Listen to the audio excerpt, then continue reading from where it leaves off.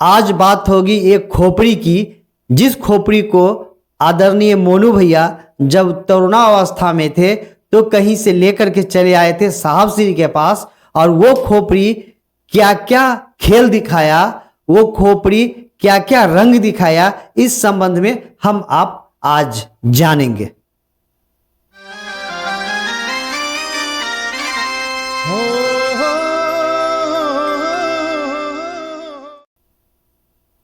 प्रणाम, नमस्कार, वंदे मातरम। मैं गजेंद्र प्रसाद मधुबनी से आपका भाई, और आज फिर आपसे मिलते हुए बहुत ही अच्छा लग रहा है। जी हाँ, जैसा कि आपने सुना है, आज बात होगी एक खोपड़ी की। वो खोपड़ी आदरणीय मोनू भैया लाए थे। कहाँ से लाया है, वो खोपड़ी कहाँ गया, कहाँ का वो खोपड़ी घूमा, कौन ले गए, फिर वो क्यों वापस लाए, फिर वो खोपड़ी कहाँ रख दिया गया, और उस खोपड़ी का फिर क्या हुआ, आइए जानते हैं। और इस विषय का आधार होगा अनमिल आखर। जी हाँ, अनमिल आखर इस विषय का आधार होगा, और इसका पृष्ठ संख्या है 197। तो आइए, जानने को आप भी उत्सुक होंगे और मैं भी पढ़ने को उत्सुक हूं। तो आइए हम सभी मिलकर पढ़ते हैं, सुनते हैं और समझते हैं। समझेंगे तब तो लोगों के बीच इस बात की चर्चा करेंगे। आइए। एक रविवार को अभिनव आनंद, जो 9वीं कक्षा के छात्र थे, आदमी की एक खोपड़ी लेकर अपने फ्लैट में दाखिल हुए। हरिंद्रानंद और नीलम यानी साहब और दीदी वही ड्राइंग रूम में बैठे थे। हाथ में खोपड़ी देखकर नीलम दीदी ने पूछा, यह क्या है? मोनू भैया बोले, मम्मी 108 नंबर फ्लैट के अंकल केरल चले गए, वो रिटायर कर गए, उनका घर खाली है, दरवाजे खिड़कियां खुली हुई है और कोई सामान नहीं है। 108 नंबर फ्लैट और इनके घर के बीच बस एक और फ्लैट था, ये 106 में रहते थे। साहब दीदी 106 में रहते थे, और उस फ्लैट, जिस फ्लैट की बात हो रही है, इनके और इनके बीच में बस एक फ्लैट की ही दूरी थी। वे बायोलॉजी के प्रोफेसर थे। कंकाल, खोपड़ी, कीट पतंगे उनके घर में दिखी जाया करते थे। घर की अलमारी में यह खोपड़ी रखी थी, आप वहीं रखाइए। साहब श्री ने कहा मोनू भैया को, आप वहीं रखाइए। मोनू बाबू ने हाँ तो कहा। तब तक नीलम ने कहा, दीदी नीलम ने कहा, देखें पापा तो बचपन में श्मशान से ही खोपड़ी ले आते थे। नीलम ने साहब से पूछा, अच्छा खोपड़ी का आप करते क्या थे? बात पर बात चलती है तो प्रसंग भी कुछ उठ जाता है। दीदी बोली कि साहब तो श्मशान से ही खोपड़ी ले आते थे, और पूछे दीदी साहब से कि आप उस खोपड़ी का करते क्या थे? साहब श्री बोले, खाना बनाकर थोड़ी खाता था। साहब बोले, खाना बनाकर थोड़े ही खाता था, लाइए एक तमाशा दिखाता हूं। साहब श्री बोले, लाइए एक तमाशा दिखाता हूं। साइकिल चलाना छोड़ दिया है। साहब श्री का कहना था, साइकिल चलाना छोड़ दिया, इसका मतलब यह थोड़े है कि साइकिल चलाने की कला भूल गया हूं।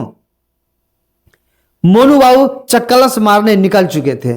चक्कलस मारने यानी बच्चे लोग ने घर से निकलते हैं, घूमने टहलने इधर उधर चले जाते हैं, उसी को चक्कलस मारना भी बोलते हैं। मोनू बाबू चक्कलस मारने निकल चुके थे। उनके बड़े भाई अन्नू बाबू वहीं बैठे भुनभुना रहे थे। अर्चित भैया, उनका बचपन का नाम अन्नू जी है। तो उनके बड़े भाई यानी मोनू भैया के बड़े भाई अन्नू बाबू वहीं बैठे थे, भुनभुना रहे थे, पापा भी क्या क्या करते रहते हैं। मनी मन धीरे धीरे भुनभुना रहे थे, पापा भी क्या क्या करते रहते हैं। किसी ने कोई उत्तर नहीं दिया। फिर साहब बोले, जरा सरसों तेल और सिंदूर लाना। हरिंद्रानंद ने नीलम से कहा, साहब ने दीदी से कहा कि जरा सरसों तेल और सिंदूर लाना। दोनों सामग्री आई। थोड़ा सरसों तेल दाहिनी हथेली पर मांगा, फिर उसमें थोड़ा सिंदूर मिलाया। अब बाएं हाथ की अनामिका से सिंदूर को तेल से मिलाने लगे। शायद मिलाने की गिनती भी निर्धारित थी। वो जो उंगली से मिला रहे थे वो गिनती निर्धारित थी, यानी कि एक खास गिनती तक उसको गिनते हुए मिलाए थे, और साथ ही मंत्र भी बुदबुदा रहे थे। नेपथ्य में मंत्र भी, मतलब मन ही मन मंत्र भी बुदबुदा रहे थे। तत्पश्चात बाएं हाथ के अंगूठे से खोपड़ी पर गहरा लाल लंबा टीका कर दिया। साहब श्री उस खोपड़ी पर गहरा लाल लंबा टीका कर दिए। कहा, इस खोपड़ी को यही पलंग के नीचे रख दीजिए। रात में उसी पलंग पर लवली और मोनू सोया करते थे। लवली दीदी, अनुनीता दीदी और मोनू भैया उसी पर सोया करते थे। कुछ तो नहीं हुआ, नीलम ने चुटकी लेते हुए कहा। दीदी माँ अक्सर साहब से इस तरह का बातचीत होती रहती थी, चुटकी लेना। कुछ तो नहीं हुआ, नीलम ने चुटकी लेते हुए कहा। भाई रात होने दीजिए। साहब बोले भाई रात होने दीजिए। बात खत्म हो गई। बगल वाले कमरे में ही इनका सैनकस था, उसी में पूजा का रैक भी। मध्य रात्रि सभी सोए थे। मध्यरात्रि सभी सोए थे। अचानक लवली के रोने की आवाज आई। अचानक लवली दीदी की रोने की आवाज आई। नीलम अकबका कर कमरे से बाहर आई। ये भी पीछे पीछे, साहब भी पीछे पीछे आए। बल्ब जलाया गया। वैसे नाइट बल्ब जल रहा था, पर उसकी रोशनी पर्याप्त नहीं थी। नाइट बल्ब का रोशनी बहुत हल्का होता है, पर्याप्त नहीं थी, इसीलिए बल्ब जलाया गया। पलंग पर दोनों उठकर बैठे थे। मोनू भी डरे हुए थे। नीलम ने लवली को चुप कराया, पूछा क्या हुआ। नीलम दीदी बोली लवली दीदी से, क्या हुआ। मम्मी एक औरत बिस्तर पर बैठकर हम दोनों को हिलाकर जगा रही थी। दोनों एक साथ बोले। कौन? तो लवली दीदी और मोनू भैया बोले कि एक औरत बिस्तर पर बैठकर हम दोनों को हिलाकर जगा रही थी। अरे यार कुछ भी तो नहीं है, साहब ने हिम्मत दिलाया, साहस दिलाया। आप लोग शेर के बच्चे हैं, इसमें डरना क्या है। बच्चों को भयाक्रांत देखकर नीलम दीदी ने उन्हें बेडरूम से ले आई और कहा यहीं सो जाओ, अपने पास कहीं यहीं सो जाओ। दूसरे दिन सोमवार की शाम में चर्चा के दौरान रात की घटना का भी जिक्र हुआ। खोपड़ी अभी भी उसी पलंग के नीचे रखी थी। चर्चा में कई लोग आए थे। सहरसा जिले का एक नवयुवक गुरु भाई रघु, जो पटना में एक विधायक के आवास में रहा करते थे, बोले सर ऐसे ही बच्चे डर गए हैं। इस पुरानी मरी हुई खोपड़ी में अब क्या रखा है। सर हमको दे दीजिए, हम ले जाते हैं। वो बोले कि सर हमको दे दीजिए, ले जाते हैं। इस मरी खोपड़ी में क्या रखा है। वो अपना हिम्मत दिखा करके बोले। साहब हरिंद्रानंद खोपड़ी को खुद ही हटाना चाह रहे थे। जाते समय एक झोले में बाइक पर खोपड़ी लेकर चले गए। वो जो व्यक्ति थे वो बाइक पर उस खोपड़ी को झोला में रख के लेकर चले गए। 2-3 दिनों के बाद वो शाम में आए।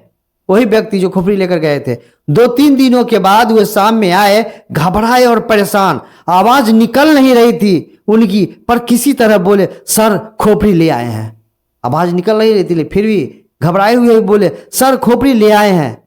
हरिंद्रानंद साहब श्री ने मन ही मन सोचा, फिर जहमत आ गई। वो हटाए थे और फिर आ गए। मन ही मन सोचे, फिर जहमत आ गई। सर बहुत गड़बड़ हो गया। वही व्यक्ति बोली जो खोपड़ी ले गए थे।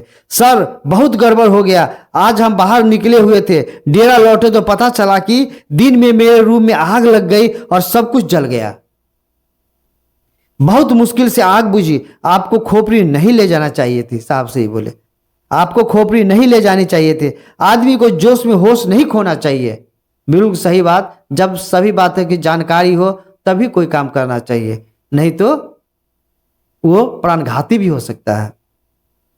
सचमुच सब कुछ जल गया? दीदी नीलम ने पूछा।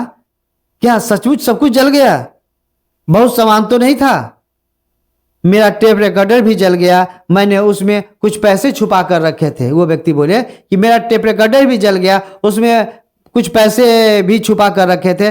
साहब ने कहा ठीक है, खोपड़ी को नीचे गैराज में रखाइए। उसने कहा, साहब श्री ने कहा कि आप जाइए उस खोपड़ी को नीचे गैराज में रख दीजिए। सर किसी को भेज दिया जाए। बेचारे को तो डर से हालत खराब था, क्योंकि उसके साथ दुर्घटना हो चुकी थी। अब वो खोपड़ी के नजदीक जाना भी नहीं चाहता था। सर किसी को भेज दिया जाए। मोटरसाइकिल के हैंडल में एक झोले में रखा है। झोला नया है लेकिन नहीं चाहिए मुझे।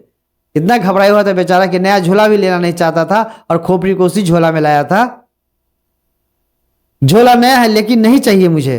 अन्नू बाबू ने गैराज की चाबी निकाल कर दी और 2 आदमी उसे रखने चले गए। गैराज से गाड़ी निकालते समय चालक की नजर बराबर उस पर पड़ती रहती। बच्चे भी देखते थे। ड्राइवर आकर कहता, सर खोपड़ी का लाल निशान हम लोग को देखकर हंसता है, जैसे चिढ़ा रहा हो, किंतु कोई प्रतिक्रिया नहीं, कोई उपद्रव नहीं। साहब क्या वो खोपड़ी कोई प्रतिक्रिया या कोई उपद्रव या कोई वो खोपड़ी अपने मनमाना नहीं कर सकता था कि वो तो साहब श्री के यहाँ था। सरकारी आवास बदलकर अब 60 फ्लैट में चला गया। साहब श्री का सरकारी आवास अब बदलकर 60 फ्लैट में चला गया। उसके कुछ महीनों के पश्चात वो गैराज खाली करना था। जिस गैराज में वो खोपड़ी थी उस गैराज को खाली करना था। अन्नू बाबू चाबी लेकर गए, गैराज खाली हो गया। डेरा बदलता है तो बाकी सामान निकाल के लोग खाली कर ही देते हैं। चाबी केयर टेकर को दे दी गई। अब किसी को ध्यान ही नहीं था कि खोपड़ी का क्या हुआ।